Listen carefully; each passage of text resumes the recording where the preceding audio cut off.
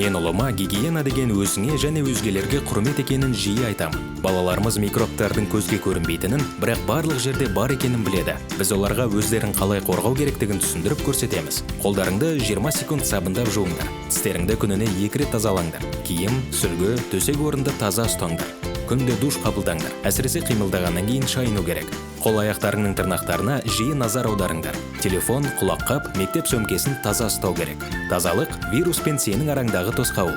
Қоғамдық орындарда өздеріңді қорғау үшін дезинфекциялық гель қолданыңдар. Қажет болса маска тағыңдар. Лас қолдарың мен беттеріңді, тамақтарыңды ұстамаңдар деймін. Денсаулықты күту күнделікті кішігірім әдеттерден басталады. Гигиена өмірді таза ететін қарапайым әдет.